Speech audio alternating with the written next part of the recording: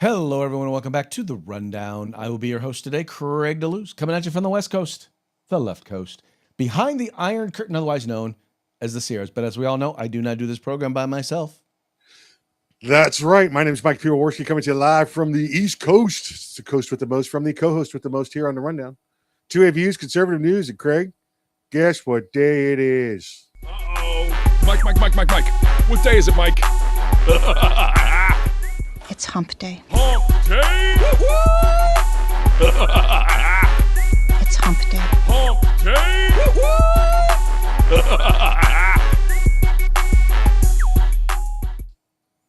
That's right, folks. Hump Day is the day in which we attempt to begin the weekend, sometimes with success, sometimes not. But as I always say, the fun is all in the trying. Let's give it a try, Craig. Let's do what we can. Let's do what we can. Let us definitely give it a try. I will tell you, I will begin at the end of the program. When we're done with the program, I've actually already cracked open a bottle of Horse Soldier, and looking forward to getting a few tastes. My horse soldiers are over there. There you go. I've only got one of them. Unfortunately, the Total Wine and More here in the Sacramento area only had one. But you know, I saw it. I had to get it. First of all, I love the bottle. If you want nothing more than to just get a cool bottle, yeah, it's a cool looking bottle. It'll look really nice on your shelf. It definitely does, and doesn't feel too bad in your belly either.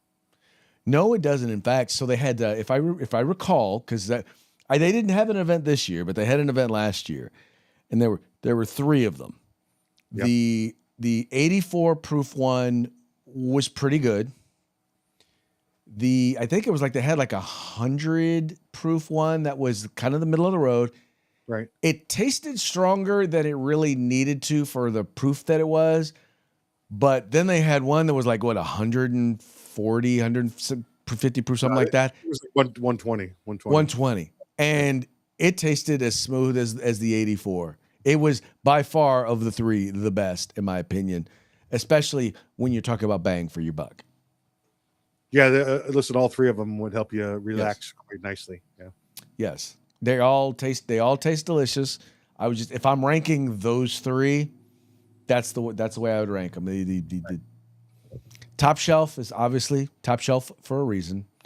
Yep. You don't want to call it bargain basement because it's not cheap, but it's not inexpensive. It's very reasonably priced, but their lowest octane, we'll call it, or lowest proof, was probably number 2. Yeah. I would agree with that. Yeah. So I will be partaking of some of that this evening. Not a whole lot, but I've had to start. I wanted to start to have some on Thursdays, but I've realized that if I partake of, I don't even have to like really drink on Thursdays. I play basketball Saturday mornings, but if I partake of almost anything Thursday night, needless to say, my Friday morning basketball game is a little off kilter. So I try Wednesday instead of Thursday. Gotcha. I understood. Although you're probably a little bit looser while you're out there, Yeah, if we were playing on Thursday night, I'd definitely be looser. The body does not how shall we say, does not recover from the effects of alcohol as quickly as they did when I was a Ute. Well, we all have our crosses to bear, Craig. That's yours. So there you go, and I'm just fine with it. Just means I just have to plan better. Yeah. There you go. Yeah. And how about you? How was your attempt to begin the weekend going? Just getting by. We'll get there. It'll happen. There you go. We are always getting there. Of course, you take off time in general, but you pretty much work at least every Saturday because you got the radio show. Yes. Yeah. They're sporadic. That's more like fun though, isn't it? Or is that work? On the air is fun. Prepping before it is work. Yeah. Yes. I hear you. Yeah, prepping can be a pain in the patootie. Yeah, absolutely. I'm trying to bring that word back, patootie. Cutie patootie. Oh, excuse me. Ooh. Okay, all right, folks. Before we get into the program today, because we got some interesting things to talk about, we're going to start off with a quick shout out to our sponsors. Yep. Hitman Industries, that's hitmanindustries.net. They got AR barrels there, rifle caliber, pistol caliber, any link you need for your next AR build, rebarrel your current AR platform. That's hitmanindustries.net. California Public Assembly fighting a good fight behind enemy lines. Now you can take part in California's future today. If you want the best in tactical concealed holsters on the market, get on over to Hog Holsters. That's HAWG holsters.com, hogholsters.com. Use the discount code The Rundown. That's all one word, no spaces, all caps. Get yourself a nice little discount. And if you want the best in field gear, tactical gear, web gear, security, law enforcement, EMS, fire, Boy Scouts, Cub Scouts, they probably got it. Get your group together, get your agents together, place an order at uscombatgear.com where you can get everything except the. That's right, folks. Please take a moment and visit our sponsors. Folks, look, they are all supporters of the Second Amendment. They are all good American, solid organizations. They are the folks who are fighting for us. And I can honestly and truly say that we personally know every single one of our sponsors, and they are they're doing it. They are the sorts of companies that you want to exist, that you want to thrive here in these United States. So take some time, visit their websites. All you have to do is follow the links in the description to this program. Go there, check them out, spend some money with them, and make sure you tell them it was the guys over at The Rundown that sent you. Also want to encourage you, if you're watching the program live, and I see that there's a number of you who are watching us live today, 3 p.m. Pacific, 6 p.m. Eastern, go ahead and comment. We would love to hear where you're watching us from, what you think about the program, what you think about the topic, whether you agree with us or not. Matter of fact, we prefer for you to disagree with us because that gives us the opportunity to mock you. Oh, wow. Is that a mockingbird? Man, is that a mockingbird? Is that a mockingbird?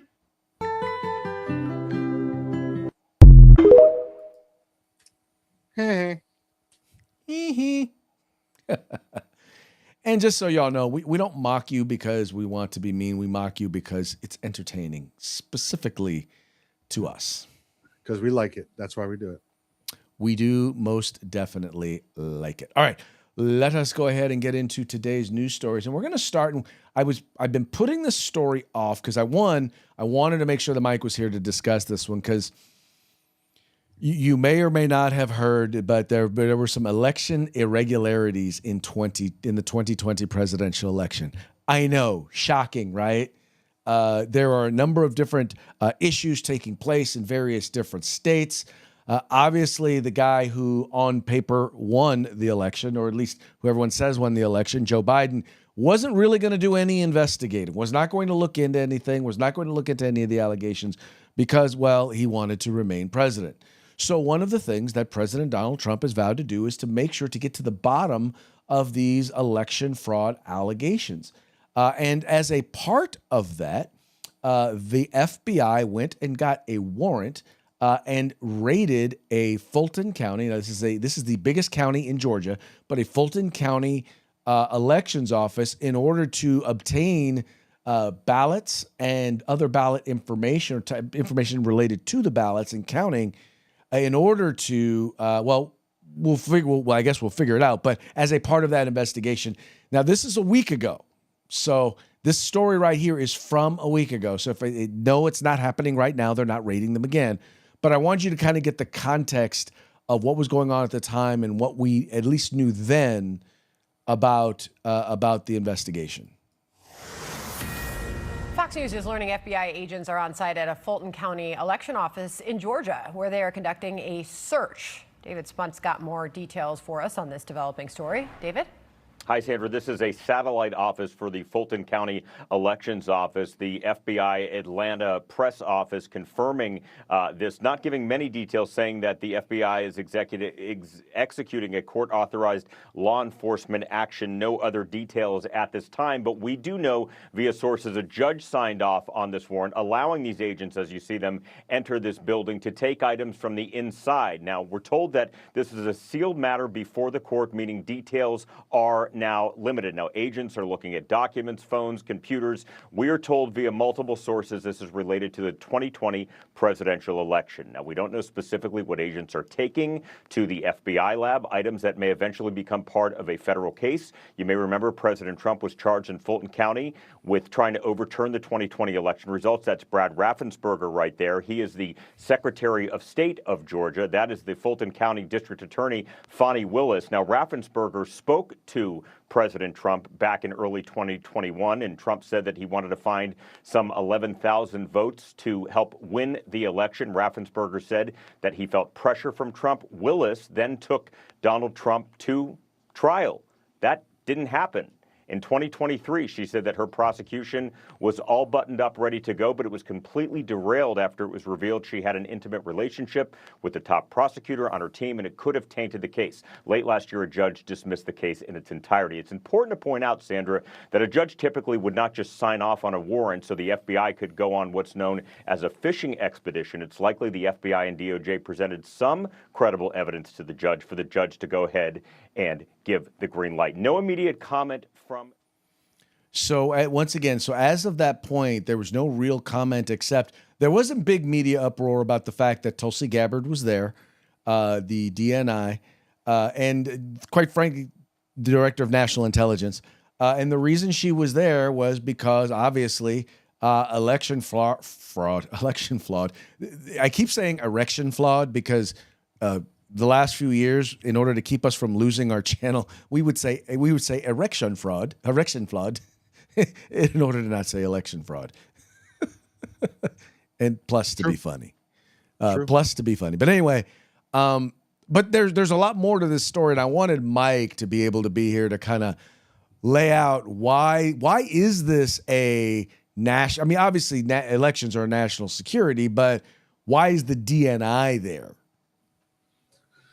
Okay, so let's take a half a step back, right? We're talking about the 2020 election, and I know, Craig, that that's a touchy subject for some, but unlike the Democrats, which don't know which way to steer their message, right?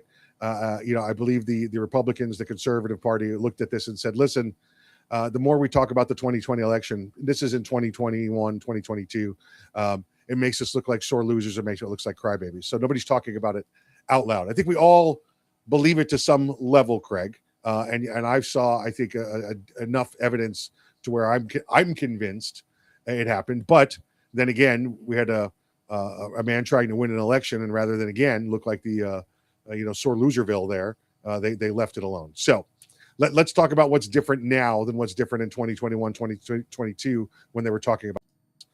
Craig, what significant event has occurred in the last 30 days or so? Well, I'll tell you what's happened is we've taken him by force, Nicolas Maduro. If you recall, just go back through your history. Nicolas Maduro with Chavez, when Chavez was president, they were the ones that developed the software. Their company developed the software to beat U.S. electronic ballot boxes. Okay? Sound weird? I don't know. We get this guy in custody, and all of a sudden, within 2 weeks, 3 weeks, there's enough evidence to go into a judge and say, Your Honor, we'd like to present this new evidence to you to get a warrant to look at these records. And that judge said, okay. What actually happened, Craig, just to be clear with the folks, is that they filed it in the courthouse down at the state office. And that judge said, no, you got to take it to this other courthouse. So they took it to a separate courthouse in a separate jurisdiction, both within Georgia there. So that's a huge deal. Why is Tulsi Gabbard there? Well, there's a certain president that signed an executive order that said the DNI was responsible for overseeing allegations of foreign election interference. And Craig, you want to know who that president was? That would have been President Biden in 2023. Okay. Then in 2025, President Trump extended that executive order.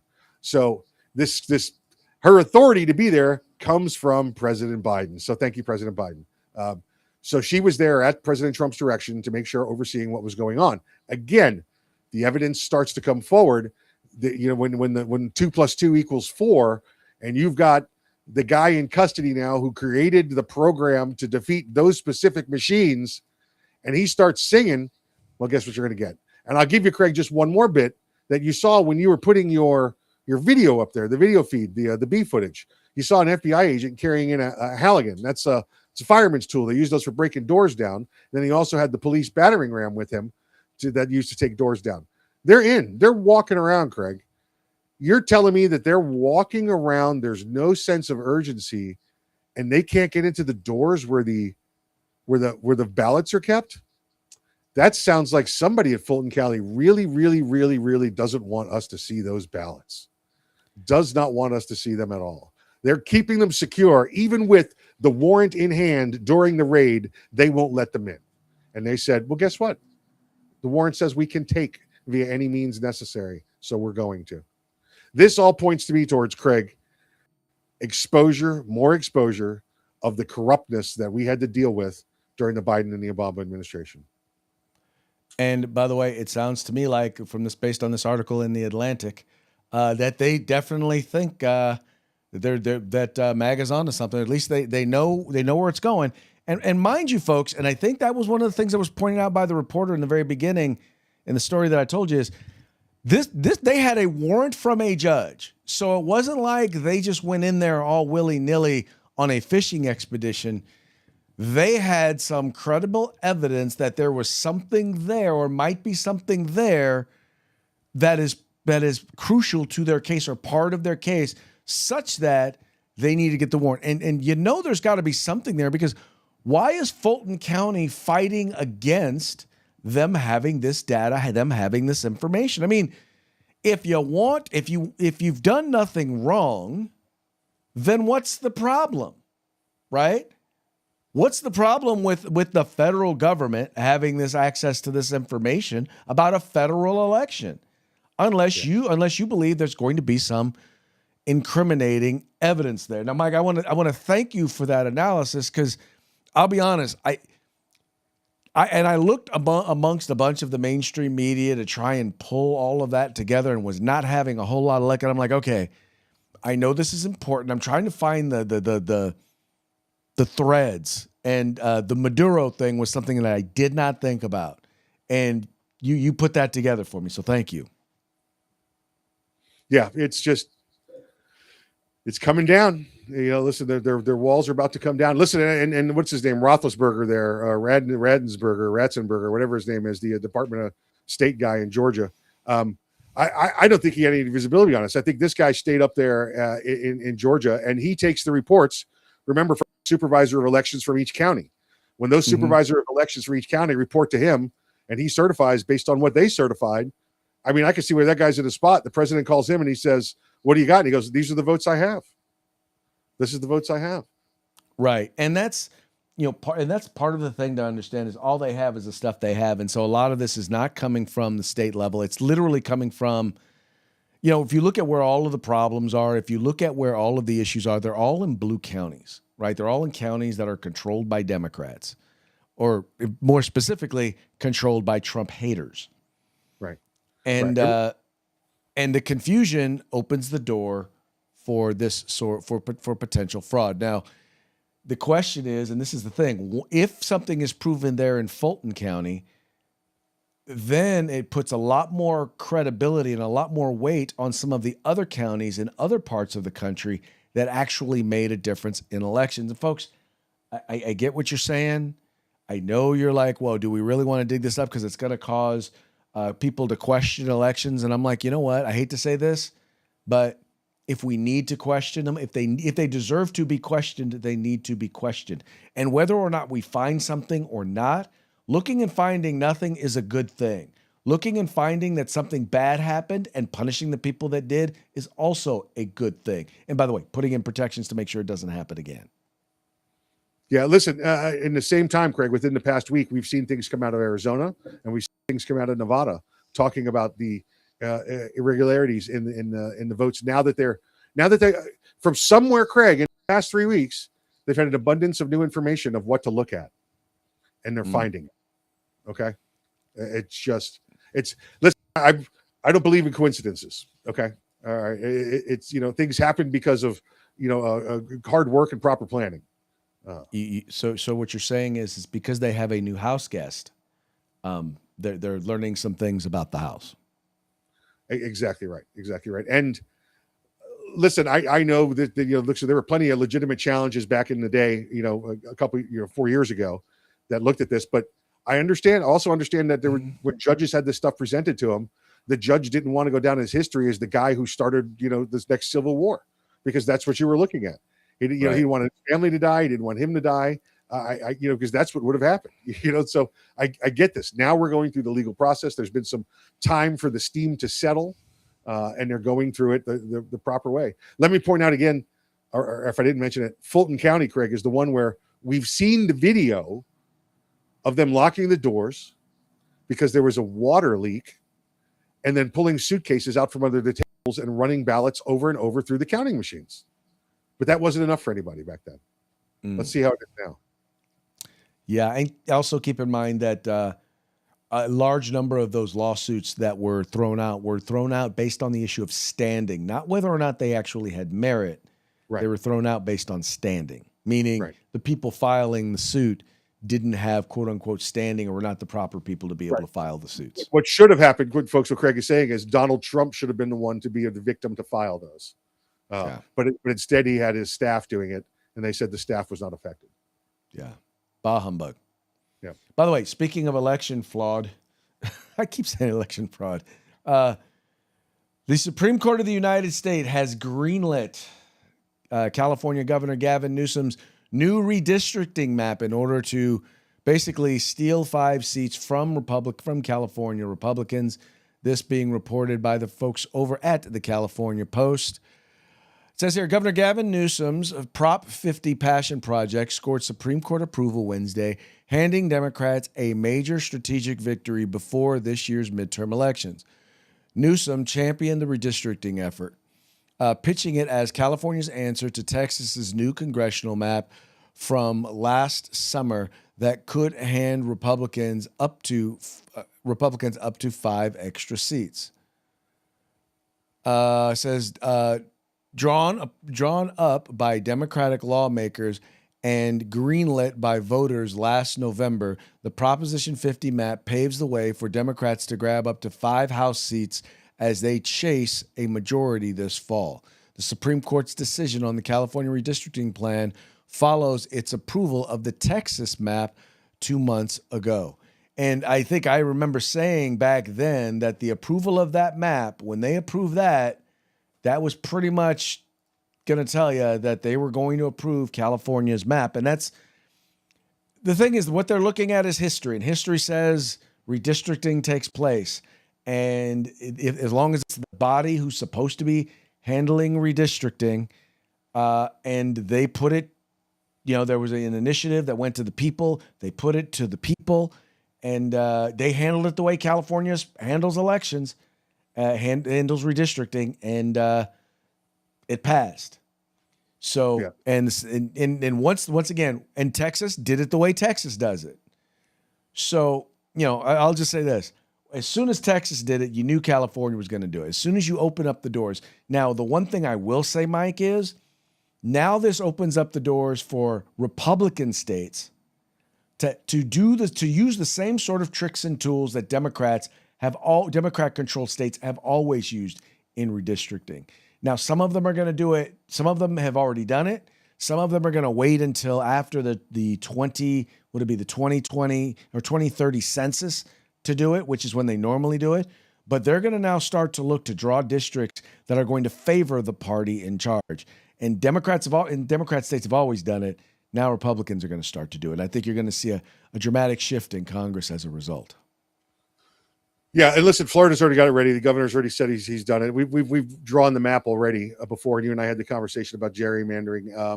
And I think California, it's not over there yet either, Craig, because the one point that the recent SCOTUS gave it to them was based on their authority to do such, not based on the methodology they use, not based on the gerrymandering that they use, because that's what they did. I think you'll see that come up. Don't know if that'll be solved before the midterms, but I think you'll see that lawsuit come as well. They're going to gain more seats from Florida.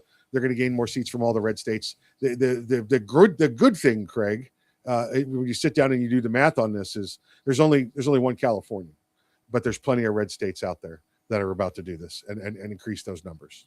Well, the other thing is that they act like this is a flat out win for Democrats. The truth, though, is that what they did was they took safe Republican seats and they made them competitive. Yeah. In order to make those safe Republican seats competitive, they had to take Democrat voters out of some safe Democrat seats and make those districts competitive as well. which means that it's not really 5 districts that are now up for grabs. It really that used to be strong Republican. There's now another 5 districts that used to be Democrat that are now up for grabs. Right. And I can tell you that there's a real shot if Republicans do play their cards right, which they usually don't, admittedly, that Republicans could not only retain those 5 seats, but could actually win some of those other competitive seats. So you're going to have about 10 more competitive districts now in California than you once had. Republicans usually don't, but the guy we got in the White House is pretty good about counting electoral votes and knowing where to get them from. Well, he is, but we're talking congressional votes, and unfortunately, But there are a lot of MAGA voters who don't show up when Trump is not on the ballot, and we've got to encourage those MAGA voters to show up. And the best way to do that is, how about you run some candidates who support MAGA policies? Yeah, well, yes, I know there's a difference between electoral votes and congressional seats, but they're tied together based on population. Yes. Yeah, just got to get them to turn out. Yeah, just got to get them to turn out. Another victory, a victory actually that we can be bragging about to take place. The other day, I told you about a lawsuit that had been won. It was the first ever of its kind malpractice lawsuit against doctors who, in this case in New York, who were pushing or basically did not appropriately handle a situation where you had a minor, a 16-year-old who went through a 15-year-old, I'm sorry, who decided that they wanted to attempt to change their physical characteristics in order to appear as a different gender, and then decided, no, this isn't working. This was a mistake, and then detransitioned. This person won a major lawsuit, $2 million against both the plastic surgeon as well as their psychologist. Well, now the first major medical group in the United States has actually come out and said that, we need to change our standards here. It says here the first major medical group opposes sex mutilating surgeries for minors. The American Society of Plastic Surgeons issued a position statement on Tuesday advising against sex change surgeries for minors. The position statement went to the group's 11,000 members, recommending that surgeons delay transgender-related chest, genital, and facial surgeries until the patient is at least 19 years old. The ASPS is the first major medical organization in the U.S. to reject transgender activists' ideological push to mutilate young people without sufficient evidence. Quote, consistent with ASPS's August 2024 statement that the overall evidence based on gender-related endocrine and surgical interventions is low certainty, and in light of recent publications reporting very low certainty of evidence regarding mental health outcomes, along with emerging concerns about potential long-term harms and the irreversible nature of surgical interventions in the developmentally vulnerable population, ASPS concludes there is insufficient evidence demonstrating a favorable risk-benefit ratio for pathway of gender-related endocrine and surgery interventions in children and adolescents, the position statement reads. Now, let's be very clear.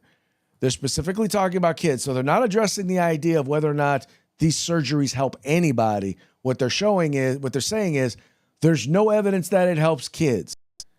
And right now, it's kids, it's people who had this done to them as kids who are the ones who are filing the suits, most of them. And in this particular case, it's looking like they're going to win. And this may be the first U.S. medical organization, but 7 different countries in Europe have now said they're no longer doing this for kids either, for the very same reasons. Now, you remember, Mike, it wasn't too long ago that if you dared say any of this, well, you were transphobic or you were homophobic or you were just a hater. Now all of a sudden, especially I guess when dollar signs are on the line, they're realizing, yeah, that's probably not a very good idea to be recommending these things. Yeah. Listen, for clarity's sake, for those just listening, it's endocrine and surgical intervention that Craig was talking about. He had a little misstep there on the pronunciation. I apologize. No worries. But Craig, no coincidence that this came out in mid 24, right? August of 24, and we heard nothing about it, right? What was going on mid 24, right? In the heat of the election cycle, trying to figure out who was going to be the next president. And now that we have that next guy in office, all of a sudden, one of the biggest medical agencies out there in this country says, yeah, it's wrong. And we admit that it's wrong. And we probably shouldn't have done this. And we've been trying to talk about this, but we couldn't. All right. Because let's go back to the dollar sign, right? That's what we're doing. When the last administration says, listen, if you don't agree with us across the board on this, you're not going to get that funding. You're not going to get money sent to you for Medicare, Medicaid, and everything else, for your insurance, for everything else, for medications. You're going to lose. You're going to go out of business. Now, all of a sudden, they got the good green light, the handshake from the current administration to say, no, not only that, but we're improving the health industry across the board. You should come out with your study. And they have, and voila, it's magic. It's MAGA magic, Craig. It's just, once you take the corruption out of it, you get the truth. Mm-hmm. Well, and that's the thing. Understand this. The folks who were doing this, it wasn't just out of the surgeons and whatnot, the pharmaceutical companies. They were not just doing this out of the kindness of their heart. Keep in mind, even once you have the surgeries, it doesn't stop. In other words, the complications from those surgeries are lifelong lasting, meaning you are constantly having to go in and deal with, in particular, the bottom surgery that takes place for either person, right? But then there's also the medications. They constantly have to keep taking the medications, and we're talking billions, if not trillions, of dollars that were on the line for them. And there's a reason why they don't do surgeries that don't make money, right? They don't push surgeries that don't make money. And trust me, they're pushing these because these make money. And the only thing they had to do was say, if you don't let them do it, they'll commit suicide. Listen, Craig, I could paint wings on my car and put avgas in my tank. It's not going to make it an airplane. All it's going to do is screw up my paint and my engine for when I try and change back. Right. Well, once again, and I'll remind y'all, look, we're talking about kids here. We're talking about kids that you should not be doing this to. That's right. If you are a grown adult and you've done all your research and you feel like you've gotten all the right information, all the information, and this is something you want to do, then you do you. You're an adult. It's all you. Right. But kids, they change their minds from minute to minute, let alone from year to year. They have no idea. Their brains are not fully developed enough to make the sort of long-term decisions. I mean, understanding the consequences and by the way, to not succumb to the level of indoctrination and suggestion that many of these psychologists and many of these advocates of these surgeries actually place upon them. So many of these folks we're talking about are dealing with things like autism and stuff like that. And, you tell them, well, look, you'll feel much, much better if you become a man, if you're a little girl. They should be held accountable. They should be charged with crimes. Listen, 18 years old, can't sign a binding legal contract till they're 18 years old. Can't buy alcohol or firearms in most states till they're 21, right? Hell, can't rent a car till you're 25. Everybody knows what their brain is like, right? They know they're not fully developed until they get to a certain age. Right. And anyway, that's just that. Anyway, that's where we're at. It's good to see that is happening. I will guarantee you right now, they may be the first, but they will not be the last organization to make this determination. No. Floodgates are open now. Here it comes. Yes, they are. All right. The MJ here in this story stands for Mother Jones. It was the only way I could make it fit on here. But y'all are familiar with the Trace. It's a group that they claim to be nonpartisan group organization that promotes, that just talks about gun violence, but it's actually they're a bunch of gun grabbers. And Mother Jones is basically the neo-Marxist organization that, wants to do the same thing, except that, they're just full neo-Marxist. They want all of the neo-Marxist agenda. Well, they decided to push this narrative in this story that I had to share with you. Minneapolis is the violent reckoning the gun rights movement has long wanted. You're going to love this.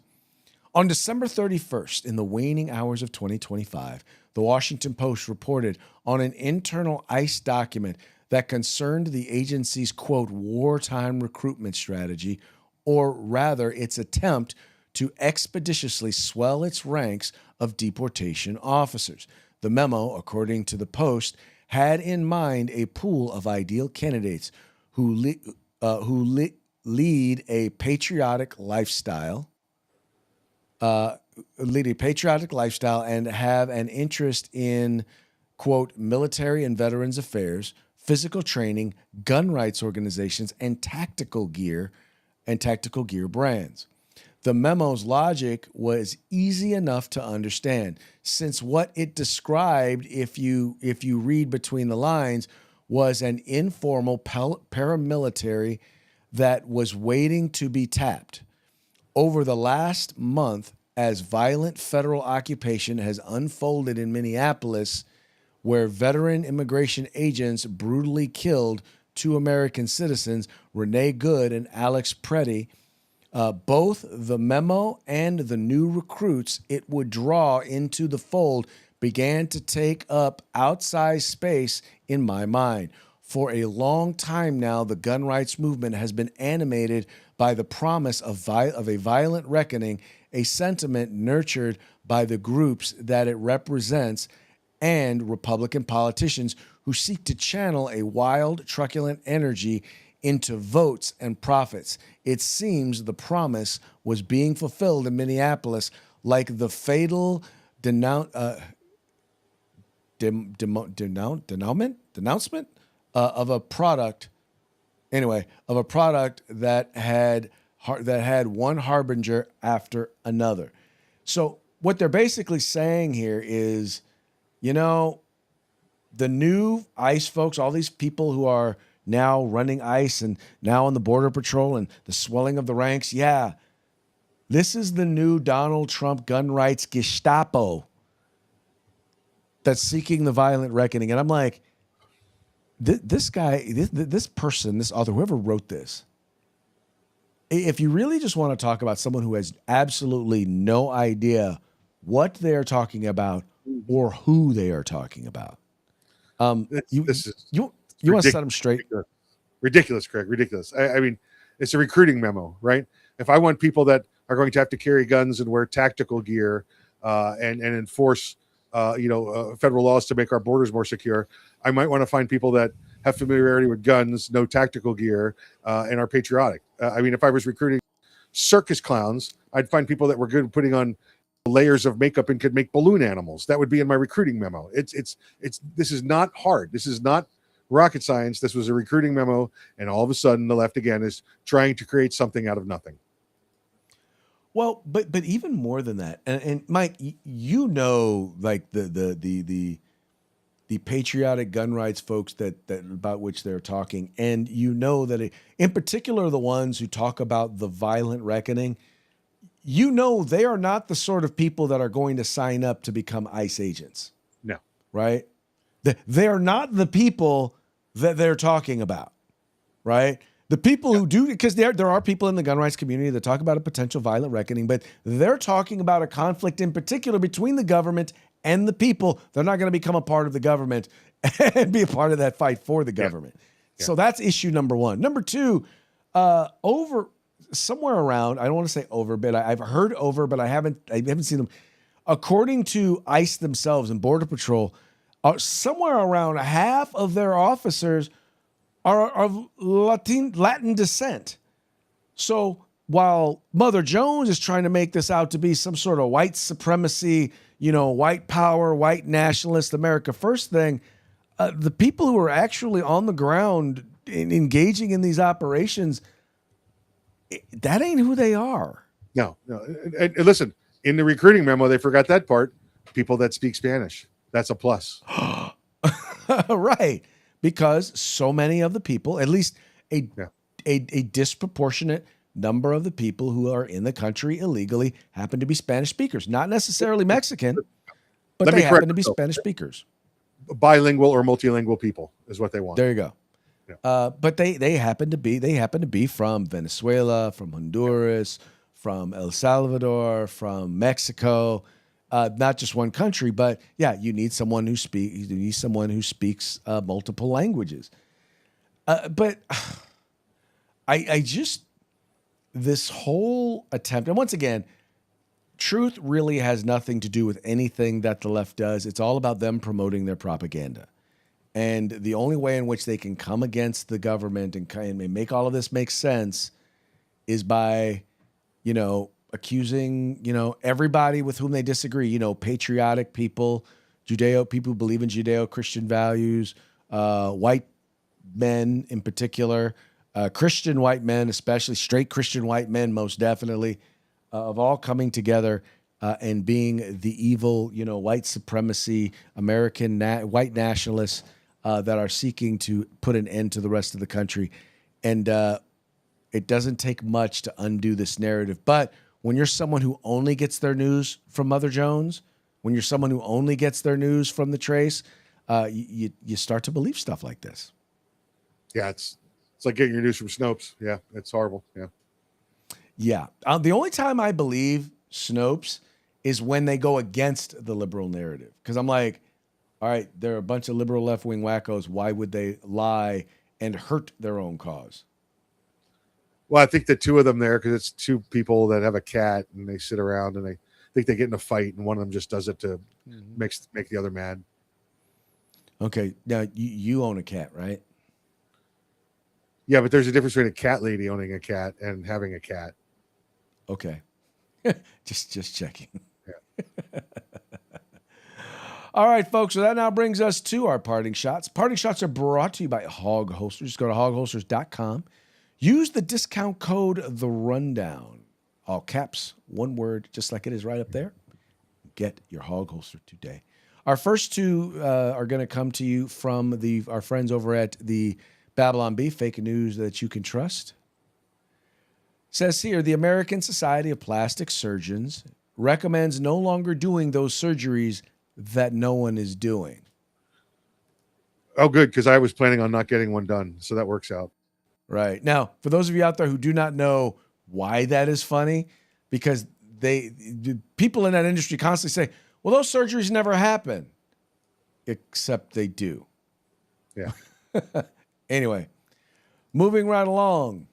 This is from the Grammys. Room full of pedophiles protests ICE deporting pedophiles. Yeah, if it wasn't true, it wouldn't be funny. Yes. If it was not true, it would not be funny. And it is true. Therefore, it is funny. And here's a little bit of truth. And this is a little bit of truth from folks on the other side of the pond. If you ever wondered why President Trump seems to lack respect for European leaders, I think this European leader, I don't know who exactly this guy is saying this, but I think he points out a very, very good point as to why President Trump has issues with many of the leaders there in Europe. The reason that Trump treats European leaders like this is because he thinks they're weak. And if we want that to stop happening, there's only one thing we need to do, which is to build up our own defences, because in the end, he is not going to respect people who can't defend themselves. And I think this is the thing that really sticks in many people's throats, the contrast in the way Donald Trump treats Vladimir Putin and Xi Jinping, and actually Netanyahu in Israel, with respect. Is that because they're strong men? And the way he treats European leaders with contempt.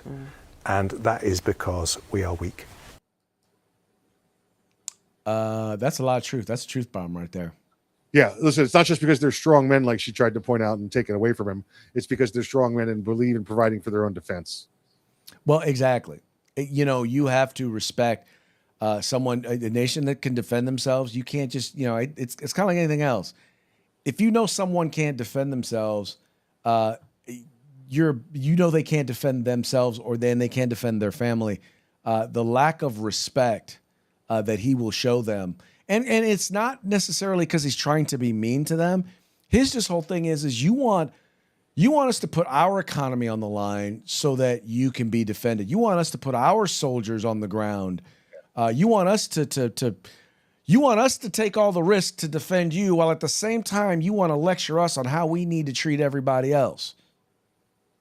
Nah, you don't get to do that. It's the same as in the 2A community, right, Craig? When you and I have to listen to the liberals talk about they're never going to have a gun in their house, and they'll just Right. talk to the bad guy and he'll go away. Yeah, okay. Don't call me when it goes bad. Right. Exactly. Don't call me when it goes bad. Or, you know, we all have those friends. Well, man, if it goes down, I'm coming to your house. Like, no, don't come to my house. You get your house in order. Yeah.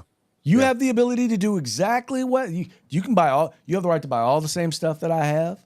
You have the right to get. You don't just have the right. You have the responsibility to take care of yourself, right? Yeah. But you know, I know that at times I know that they're just joking, but I also know their level of preparedness, and I'm like, no. The only people that are for sure going to be welcome over here are people who are bringing stuff with them, right? Yep. Or my family. That's it. That's it. That y'all are welcome. The rest of y'all, With the family, it's like, some of them, you know. yeah. Well, put it this way: the some that are you better be bringing something. Yeah. All right, folks. So that brings us to the end of our program. But before we go, we're gonna give one more quick shout out to our sponsors.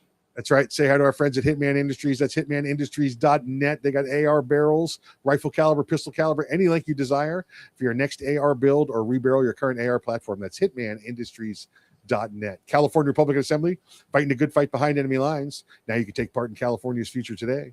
And if you want the best in tactical concealed gear, tactical gear on the market, field gear, web gear, law enforcement, security, fire, EMS, whatever it may be, get your group together, get your agency together, place an order at uscombatgear.com.